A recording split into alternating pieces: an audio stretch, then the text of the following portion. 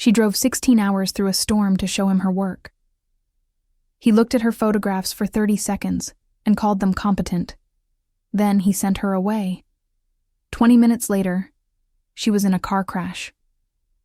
When she opened her eyes in that hospital bed, covered in blood, barely alive, the first thing she saw was his face, and his eyes were filled with tears.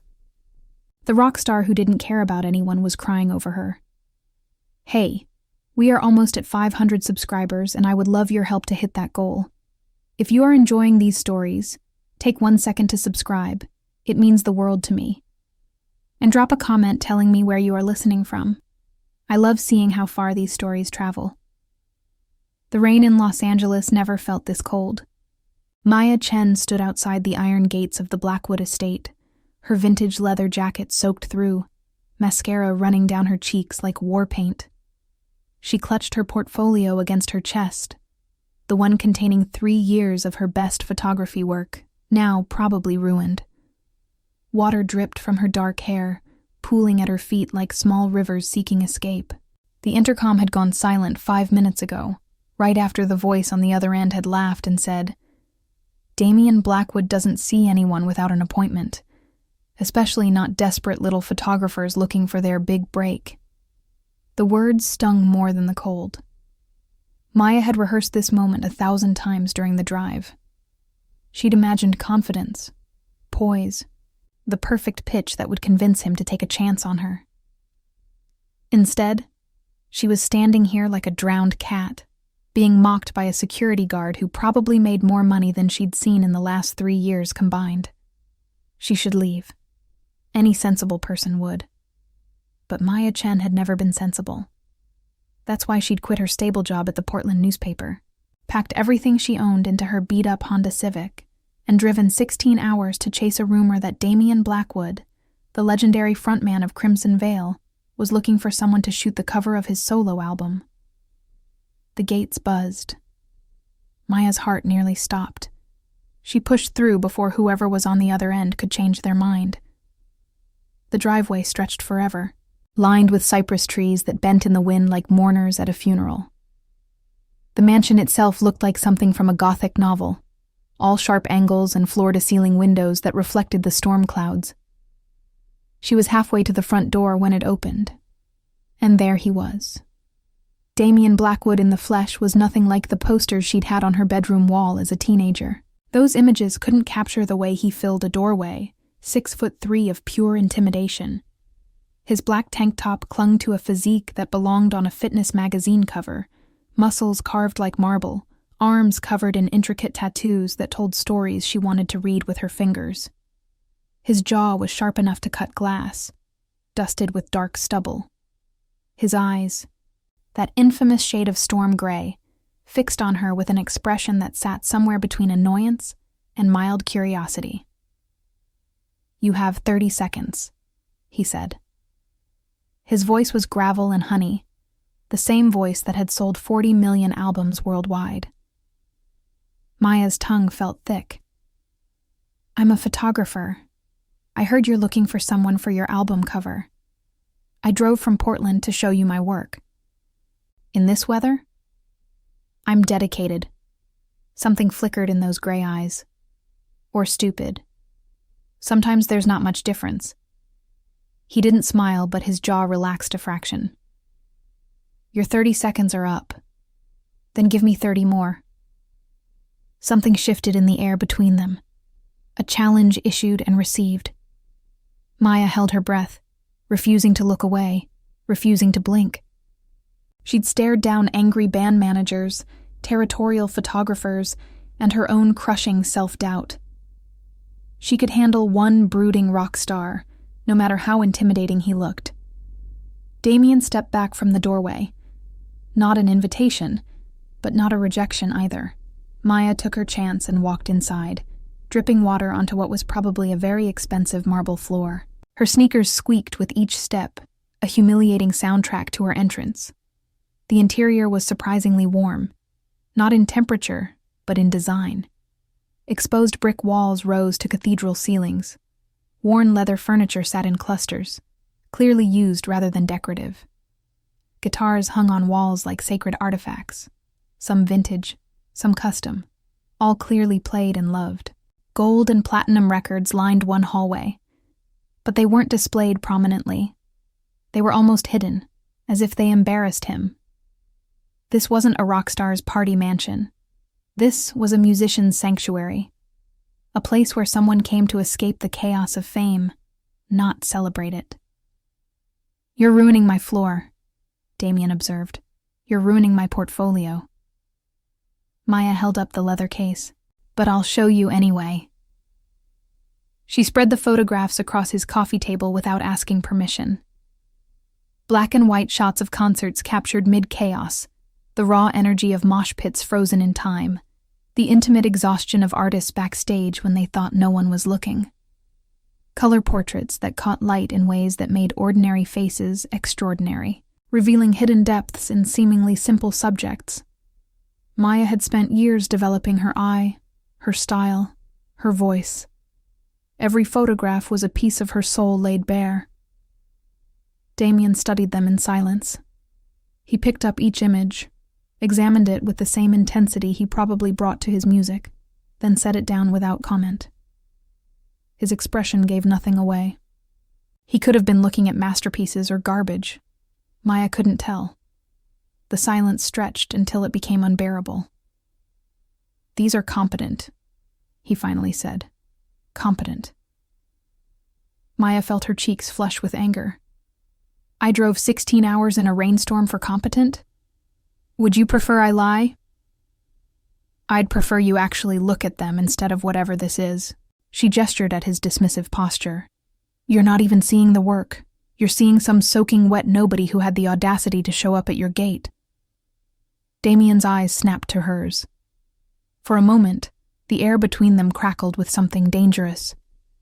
"You don't know anything about what I see. Then enlighten me." He picked up one photograph. A shot Maya had taken at a small venue in Seattle, capturing the exact moment a singer's voice cracked with emotion, tears visible on her cheeks. It was one of Maya's favorites, a moment of pure vulnerability that she'd been proud to capture. "This one. You got close." "Thank you." "I wasn't finished." He set it down with a precision that felt like a verdict. "You got close, but you pulled back. Right here." His finger tapped the edge of the frame. "You were afraid to capture the real vulnerability, the ugly parts, the snot running down her face, the mascara smeared past her jawline, the way her mouth twisted when she lost control. You sanitized it, made it beautiful instead of true." Maya opened her mouth to argue, but the words died in her throat. Because he was right. She remembered that exact moment in Seattle. She'd had two choices, two angles, and she'd chosen the one that made the singer look beautifully broken instead of just broken. She'd told herself it was artistic vision, but maybe it was just cowardice. "That's what I thought," Damien said. "You can see yourself out." "No." The word surprised them both. "Excuse me." Damien's voice dropped to something low and dangerous. "I said no. You're not dismissing me like I'm some groupie who wandered in. You just gave me better feedback in 30 seconds than I've gotten in 3 years. I'm not leaving until you give me a chance to prove I can do better. You're in my house. I could have security remove you." "You could." Maya stood her ground, even though her legs were shaking. "But you won't, because you're looking for something specific and you haven't found it yet. Otherwise, you wouldn't have let me through the gate." Damien stared at her. The silence stretched so long that Maya could hear her own heartbeat in her ears. "You're either very brave or very stupid," he finally said. "You already used that line." The corner of his mouth twitched. Almost a smile. Almost. "One shot," he said. "Tomorrow, 9 a.m. You photograph me in my studio. If it's garbage, you leave and never come back. If it's not garbage, we'll discuss terms." Maya nodded, not trusting her voice. "There's a hotel 3 miles down the road. The Palomar. Tell them to put your room on my tab." "I can pay for my own room." I'm sure you can, but your car's probably dead in my driveway by now, and I'm not driving you anywhere in this weather." He was already walking away. "Marcus will give you the hotel's number. They'll send a car." "Marcus?" "My assistant." Damien paused at the doorway to what looked like a recording studio. "He'll also give you dry clothes. You're making my house smell like wet dog." Before Maya could respond with something appropriately cutting, he was gone. Marcus turned out to be a soft-spoken man in his 50s with kind eyes and an efficiency that suggested he'd been cleaning up after Damien Blackwood for a very long time. He handed Maya a stack of clothes, designer labels she couldn't afford, pointed her to a bathroom the size of her Portland apartment, and asked her for her car keys. "I'll have someone look at it in the morning," he explained. "You don't have to do that." "Mr. Blackwood may seem difficult," Marcus said with a small smile, "but he respects determination. He wouldn't have let you through the gate if he didn't see something worth nurturing." "He called my work competent. That's one step above mediocre. From him, that's practically a standing ovation." 20 minutes later, Maya was dry, dressed in clothes that probably cost more than her monthly rent, and climbing into a sleek black car that Marcus had called. The rain had intensified, sheets of water turning the world outside the windows into an impressionist painting. Lightning split the sky every few seconds, followed by thunder that shook the car. Her phone buzzed. A text from her sister. "How did it go? Did you meet him? Is he as hot as the posters?" Maya typed back. "Hotter, also meaner. Also, maybe my big break if I don't screw it up." Her sister replied instantly.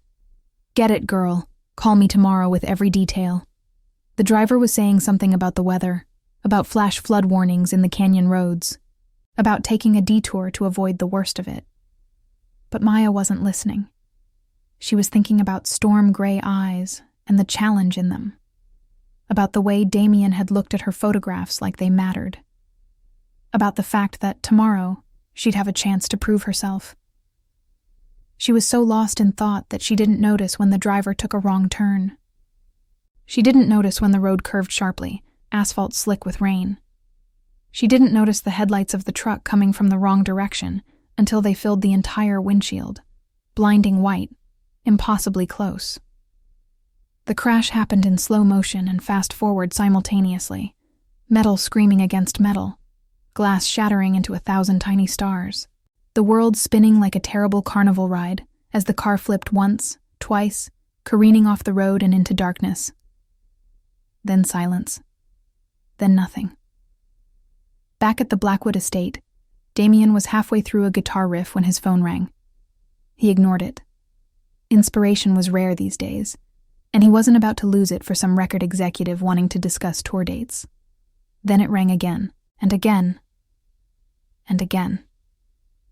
Marcus's voice came through the intercom, and for the first time in 15 years of working together, it was shaking. "Sir, there's been an accident." Damien's fingers froze on the strings. "The car we sent, it was hit by a truck on Canyon Road. The driver's in critical condition." A pause. "The girl, the photographer. She didn't make it to the hotel." The guitar fell from Damien's hands. "What do you mean she didn't make it?" "I mean they can't find her, sir. She wasn't in the car when emergency services arrived. She's missing." Maya opened her eyes to a world of pain and rain. She was lying in a ditch on the side of the road, her body twisted at an angle that didn't feel right. Every breath sent lightning bolts through her ribs, sharp and unforgiving. Her left arm hung uselessly at her side, though whether it was broken or just badly bruised, she couldn't tell through the haze of agony. Cold water soaked through her borrowed designer clothes, turning them into ice against her skin.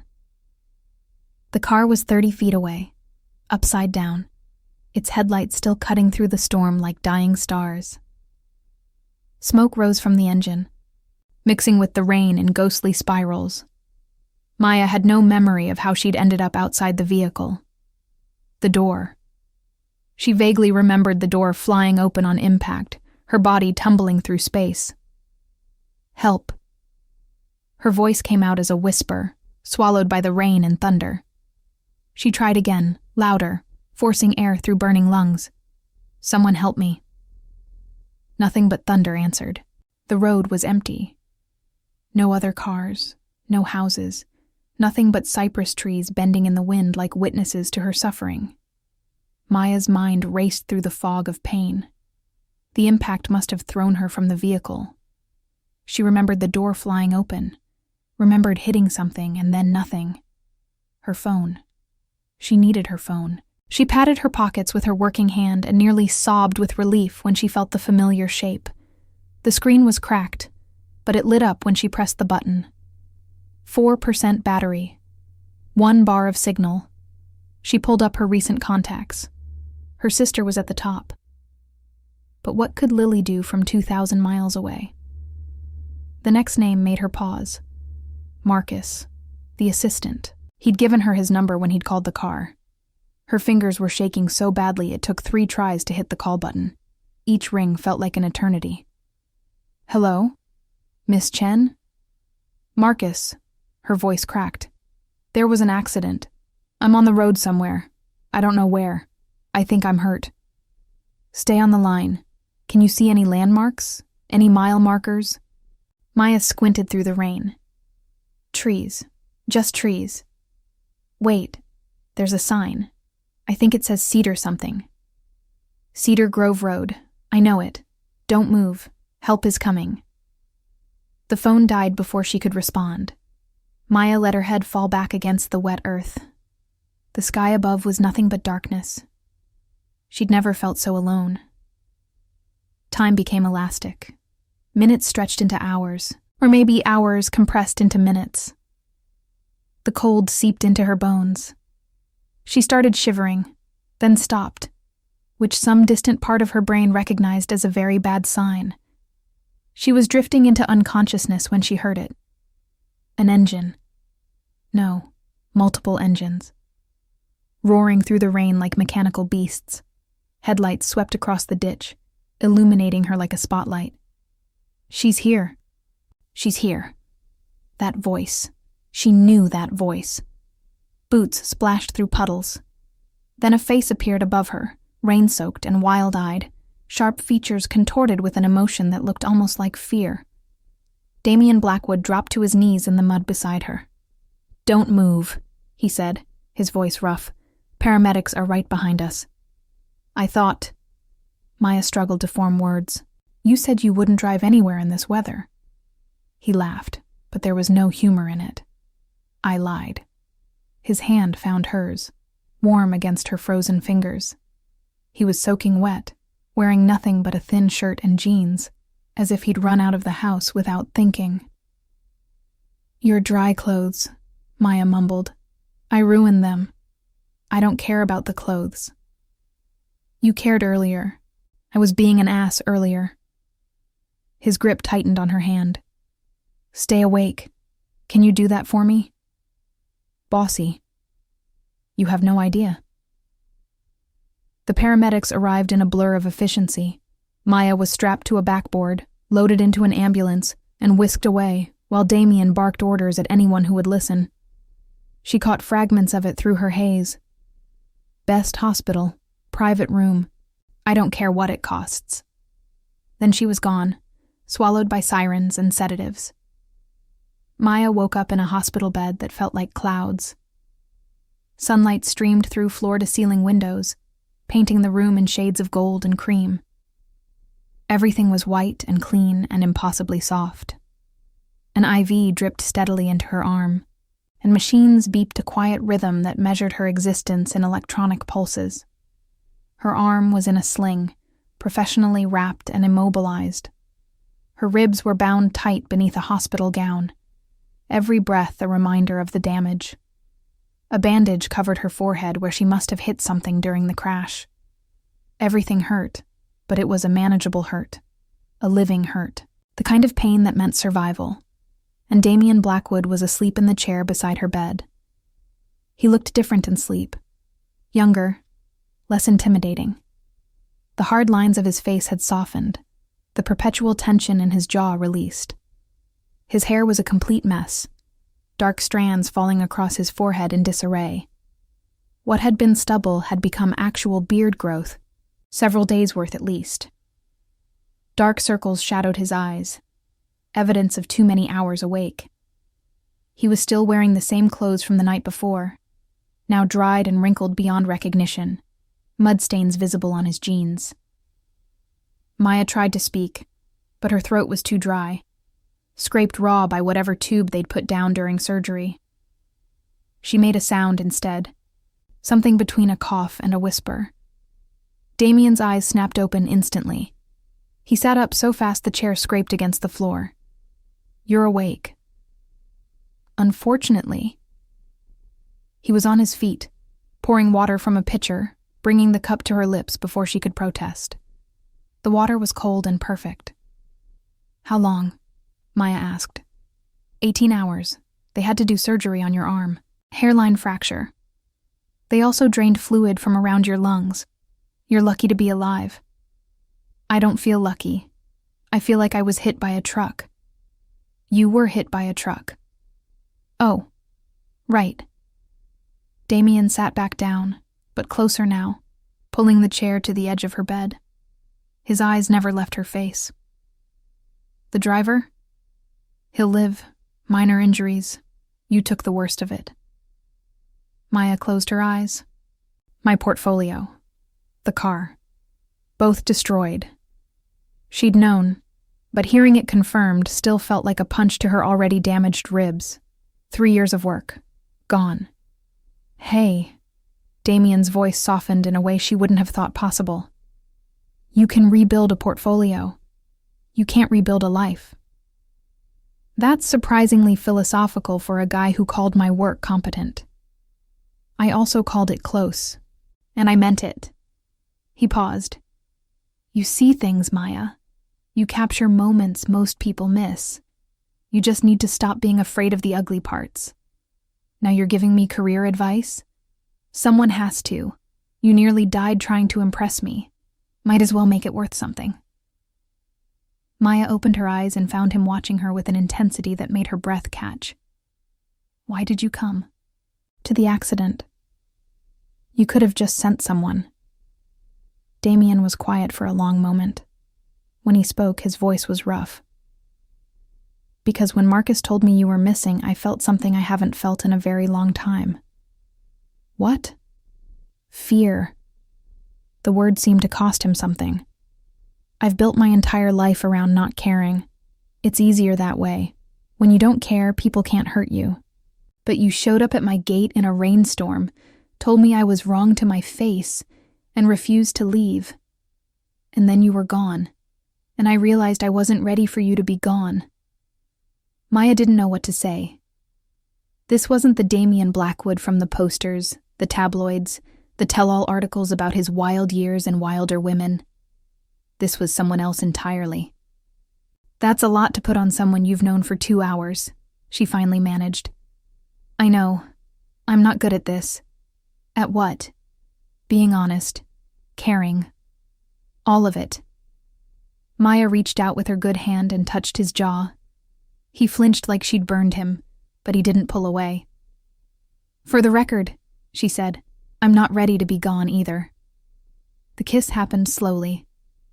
Damien leaned in first, giving her time to pull back. When she didn't, he closed the distance with a gentleness that contradicted everything about his appearance. His lips were soft, careful, achingly tender against hers. It lasted only a moment. Then he pulled back, breathing hard, his forehead resting against hers. "You need to rest," he said. "I just woke up. You nearly died. Rest. Stop telling me what to do." He smiled, and it transformed his entire face. "Never." Maya slept. When she woke again, the room was dark, and Damien was still there. He was reading something on his phone, the screen illuminating his features. "You're still here," she said. "I told you I was bossy. That includes bossing myself into staying." "Don't you have a career? An album to record?" "The album can wait." He set down his phone. Besides, I've decided something. What? You're shooting my cover, as soon as you're recovered. Maya pushed herself up, wincing. You haven't even seen my work, the real work. It was all in that portfolio. Then you'll recreate it, better this time, without pulling back. And if I fail? Damien leaned forward, his eyes catching the moonlight from the window. You won't. I believe in you. Now all you have to do is believe in yourself. It was the cheesiest line she'd ever heard. It should have made her laugh. Instead, it made her cry. Damien didn't say anything. He just took her hand, held it through the tears, and stayed. 3 days later, Maya was discharged from the hospital. Damien was waiting with a car, one that he was driving himself this time. I'm taking you back to the estate, he said. You can stay in the guest house while you recover. I can't impose. It's not an imposition. It's an investment. I need you healthy enough to work. Is that the only reason? He opened the car door for her, his expression unreadable. What do you think? Maya climbed in, careful of her arm. I think you're hiding behind this whole cold rockstar persona because actually connecting with people terrifies you. Astute. I'm a photographer. I see things. They drove in silence through the canyon roads, retracing the path that had almost killed her. Maya's chest tightened when they passed the spot where the car had crashed. Fresh skid marks still scarred the asphalt. You okay? Damien asked, glancing at her. I will be. He reached over and took her hand. The guest house was bigger than any apartment Maya had ever lived in. 2 bedrooms, a full kitchen, a private patio overlooking the hills. And on the coffee table, waiting for her, was a brand new camera, professional grade, the kind she'd always dreamed of owning but could never afford.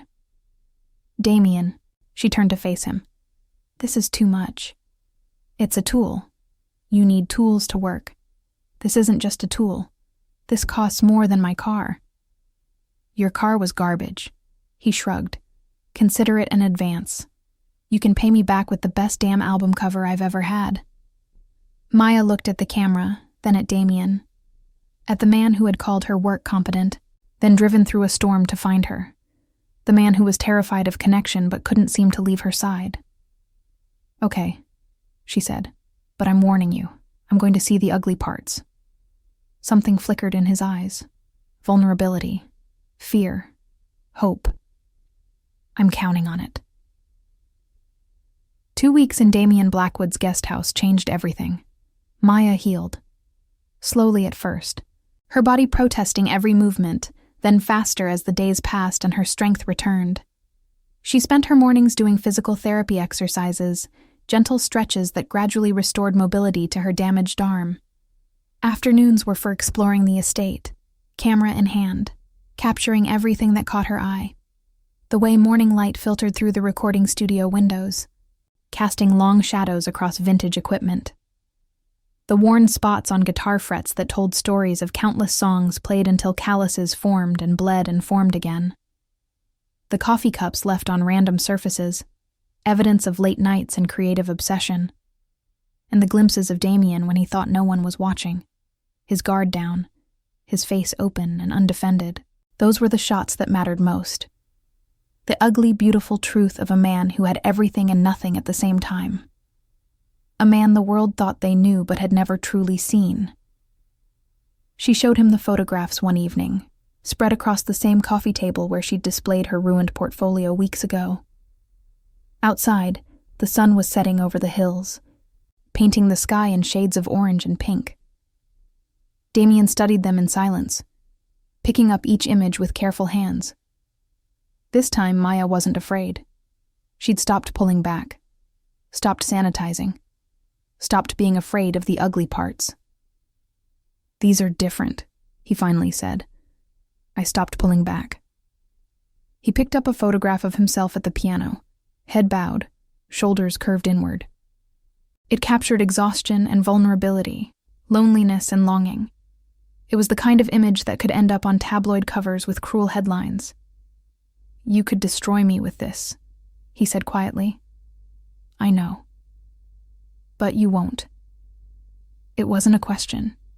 Maya shook her head anyway. Never. Damien set down the photograph and looked at her. Really looked at her. The way she'd been looking at him through her lens. I want you to stay. Maya's heart stuttered. For the album? For everything. He stepped closer, close enough that she could see the flecks of blue in his gray eyes. I know it's fast. I know we barely know each other. But I've spent my entire adult life surrounded by people who want something from me. Money, fame, access. You showed up in a rainstorm wanting none of that. You just wanted a chance to prove yourself, to be seen. And you sent me away in the rain. I did. Biggest mistake of my life. His hands found her waist, gentle, careful of her still healing ribs. Let me spend the rest of it making up for that. That's very dramatic. I'm a rock star. Drama is my brand. Maya laughed, and the sound surprised her. She'd been laughing more lately, smiling more, feeling more. What if it doesn't work? She asked. What if we crash and burn even worse than that car on Canyon Road? Then at least we'll have crashed together. She kissed him before he could say anything cheesier. This kiss was different from the hospital. No tenderness, no hesitation. It was fierce and hungry. Two people who'd been circling each other finally colliding. Damien's hand slid up her back, tangled in her hair. Maya pressed against him, feeling the heat of his body through thin fabric. They stumbled toward the couch, limbs tangled, breathless. Your ribs, Damien managed. I don't care about my ribs, the doctor said. Maya pulled back just enough to meet his eyes. Are you seriously going to lecture me about medical advice right now? The corner of his mouth twitched. I'm trying to be responsible. You're a rock star. Being irresponsible is also your brand. He laughed, a real laugh, full and warm. And then he kissed her again, and they stopped talking. Later, tangled together on the couch, Maya traced the tattoos on Damien's chest. A phoenix rising from flames, a shattered mirror, a single word in elegant script. Enough. What does this one mean? She touched the word. Damien's hand covered hers. I got it at my lowest point, when the drinking was bad and the pills were worse, and I woke up one morning and realized I'd become everything I hated, a cliché, a cautionary tale. He paused. Enough was my promise to myself, that I'd had enough of destruction, that I was going to be enough, just as I was, without the substances and the women and the chaos. How long ago? 4 years. Haven't touched anything stronger than coffee since. Maya lifted her head to look at him. You've been alone for 4 years? Alone is different from lonely. He tucked a strand of hair behind her ear. Although lately, I'm realizing I was both. I just didn't want to admit it. And now? His smile was soft, unguarded. Now I'm neither. The album cover shoot happened 3 weeks later. Maya had healed enough to work, though she still couldn't lift heavy equipment. Damien hired assistants to handle that. Professionals who followed her directions with bemused expressions. They weren't used to a photographer who ordered Damien Blackwood around.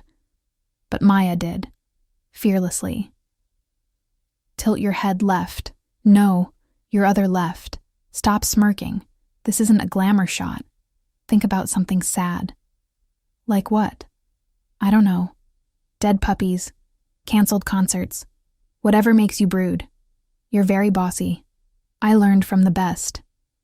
The shoot lasted 6 hours. By the end, Maya had thousands of photographs. She spent another week culling them down, editing, perfecting. The final image was simple, black and white. Damien in profile, guitar in his hands, eyes closed. There was no artifice, no performance. Just a man and his music, stripped of everything but truth. When she showed it to him, Damien was silent for a long time. "It's perfect," he finally said. "Not competent?" He pulled her into his arms. "I'm never going to live that down, am I?"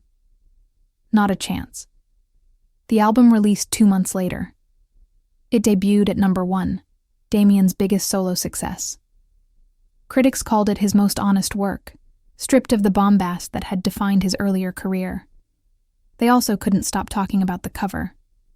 Who was the mysterious photographer who had captured Damien Blackwood in such an intimate way? Rumors swirled. Theories multiplied. Damien and Maya kept their relationship private for as long as they could. But privacy was impossible in his world. Eventually, photos emerged. The two of them at a concert, her hand in his.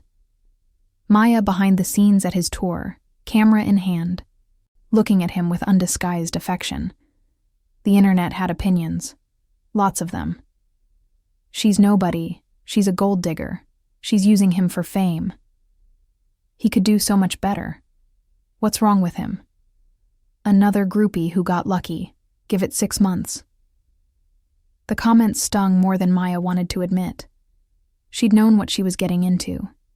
Dating a celebrity came with a price, and that price was public scrutiny from millions of strangers who felt entitled to judge her existence. But knowing and experiencing were different things.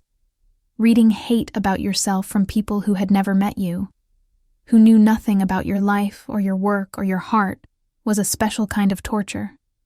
One particularly bad night, after a tabloid published a full spread of speculation about their relationship complete with unflattering paparazzi photographs and quotes from unnamed sources claiming she was a calculating opportunist, Maya sat alone in the guest house wondering if she'd made a mistake.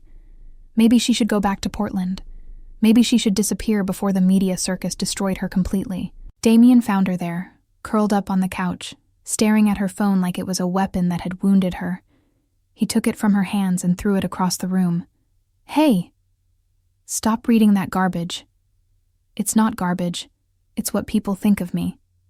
People are idiots." He sat beside her, his voice gentle despite his words. "They don't know you. They don't know us. All they know is what sells magazines. Maybe they're right. Maybe I am using you. For what? I'm the one who begged you to stay. I'm the one who fell first." He cupped her face in his hands. "Maya, listen to me. You could leave tomorrow, and I'd still be grateful for every moment. You changed my life. You showed me what I was hiding from. You made me brave enough to feel things again, by nearly dying in a car crash. By refusing to give up on your work, on yourself, on me."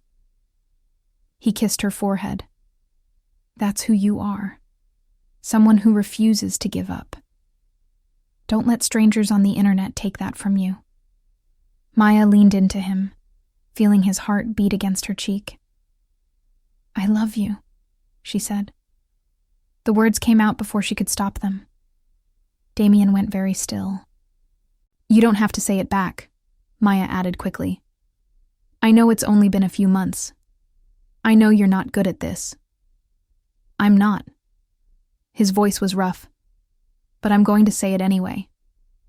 He pulled back to look at her. "I love you, Maya Chen. I've loved you since you stood in my doorway dripping on my expensive floor and told me I was wrong. I didn't say you were wrong. You said I wasn't really seeing your work. That's different. It's not. Nobody challenges me. Nobody tells me the truth. You did, from the first moment." He smiled. "And you haven't stopped since." Maya kissed him, tasting the truth of his words. 1 year later, she was the official tour photographer for Damien's world tour. Her work had gained recognition beyond his album. Galleries were interested. Other artists were calling. But she always came back to him, to the man who had sent her away in the rain and then driven through a storm to find her, to the rock star who hid his heart behind walls of muscle and attitude and discovered that the walls were no match for a stubborn photographer from Portland. On the last night of the tour, after the final encore, Damien found her backstage. "Come with me," he said, taking her hand. He led her through corridors and upstairs until they emerged on the roof of the stadium. The city spread below them, glittering with lights. The crowd's roar was still audible, thousands of voices calling his name. "Why are we up here?" Maya asked. Damien reached into his pocket and pulled out a ring. Maya's breath caught. "I know what you're going to say," Damien said. "It's too fast. We should wait. Marriage is complicated, especially in my world." I wasn't going to say any of that. No. She smiled through sudden tears. I was going to say yes. Damien slid the ring onto her finger, his hands shaking slightly. "You're sure?" he asked. "Damien, you sent me away in the rain, and I nearly died, and you drove through a storm to find me.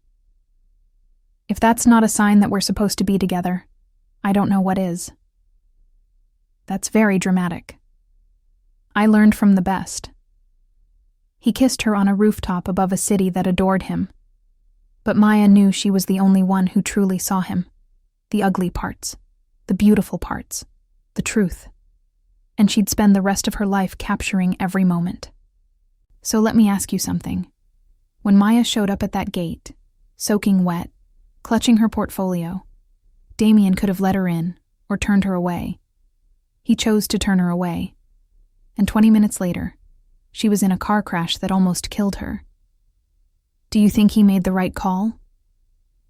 Think about it. If he had just listened. If he had given her more than 30 seconds. If he hadn't been so cold, so guarded, so determined to push everyone away. She might never have been in that car in the first place. But then again, would they have fallen in love the same way? Sometimes the worst moments lead to the best outcomes. Sometimes we have to almost lose something to realize how much it matters. Here's what I want to know from you. If you were Maya, would you have forgiven him? This man who called your work competent and sent you out into a storm? Or would the near-death experience have been the end, not the beginning? And if you were Damien, if you spent 4 years building walls around your heart, if you met someone who challenged you, saw through you, refused to be intimidated, would you have driven into that storm? Or would you have stayed safe in your mansion, letting fear win one more time? Drop your answer in the comments. I read every single one, and I genuinely want to know what you think. Because here's the truth. Stories like this only work when they feel real. When the choices matter. When the characters could have gone either way. Maya and Damien chose love. They chose risk. They chose each other. What would you have chosen? If this story made you feel something, if it made you think, if you found yourself rooting for them even when they were being stubborn and scared and human, then you're exactly the kind of person who belongs in this community. Hit that subscribe button. Turn on notifications. Because this is what we do here. We tell stories that matter. Stories about love and fear and second chances and the moments that change everything. And I promise you, this is just the beginning. Welcome to the family.